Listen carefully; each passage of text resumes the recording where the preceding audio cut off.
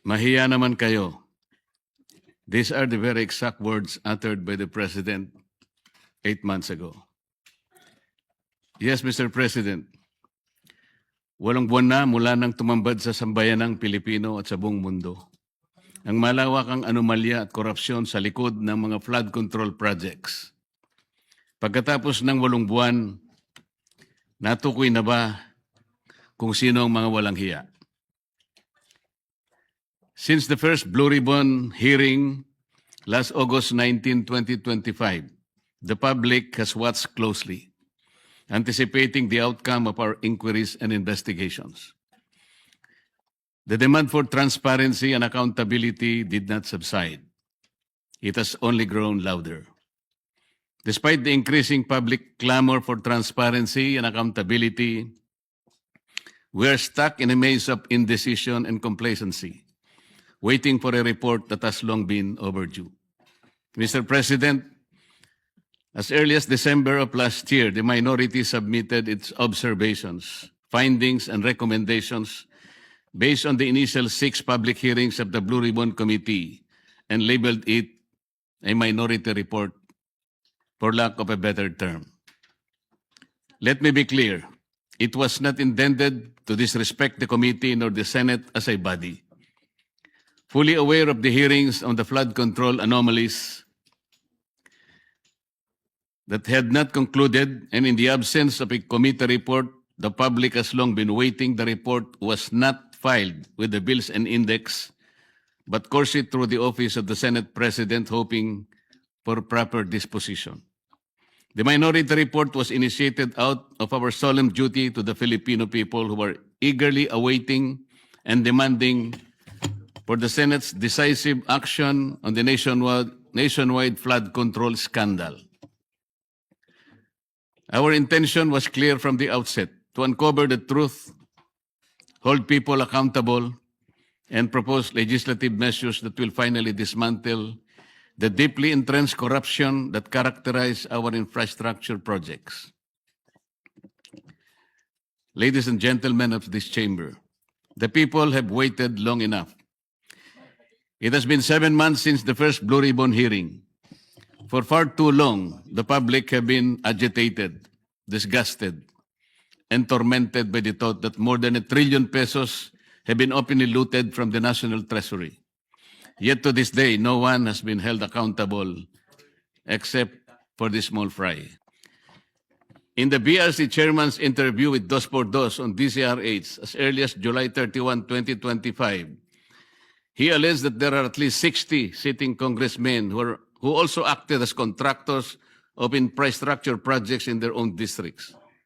In a press conference and in a press release dated August 10, 2025, posted on the Senate website, the BRC chairman disclosed that House members called him and that he had a list of 67 congressmen who were contractors. Yet he did not summon them to any BRC hearing. Why did he not name them, to be fair to the rest of the members of the House of Representatives? In the sworn statement of the Diskaya, 17 congressmen were also mentioned. Why were not they asked to appear before the committee? On the other hand, the statements of former Yusek Bernardo and his cohorts Alcantara and Hernandez, who named certain senators upon the intercession of the Department of Justice, were readily heralded as gospel truth.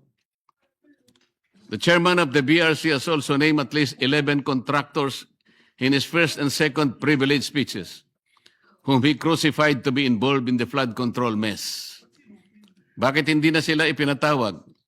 Bakit iilan lang mula sa 11 kontratistang kanyang tinukoy ang aktual na humarap sa pagdinig? Bakit namimili? Ano ang ibig sabihin nito?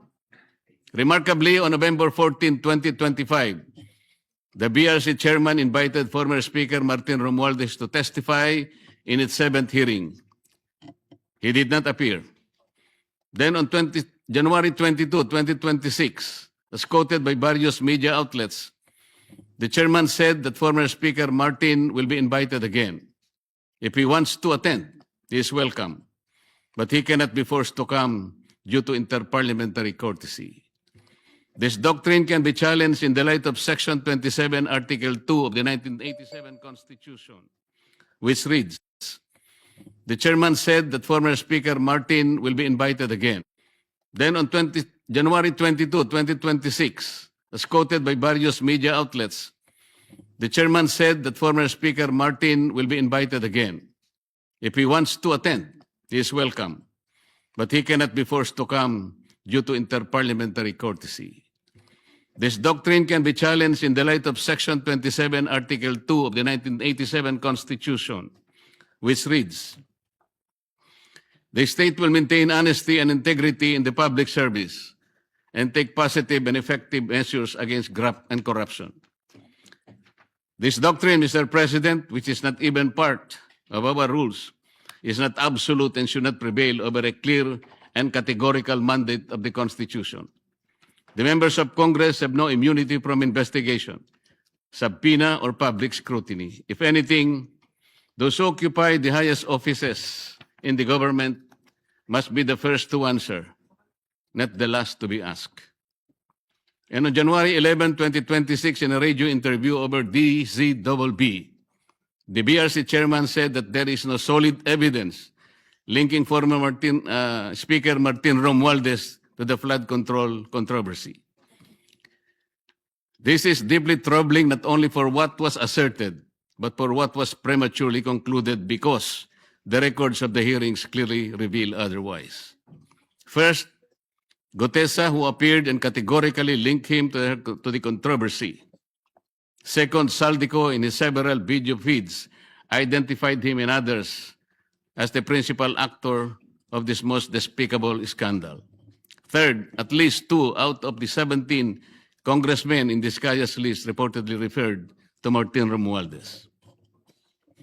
Sa mga unang pagdinig ng Blue Ribbon Committee sa ilalim ng pamumuno ng kasalukuyang chairperson, iminungkahi ko po, Ginoong Pangulo, na anyayahan din si dating Governor Luis Chavit Singson na nagpahayag din ng kahandaan at kagustuhan na dumalo upang tumistigo sa mga flood control projects sa Ilocos. Wala rin pong nangyari, Ginoong Pangulo.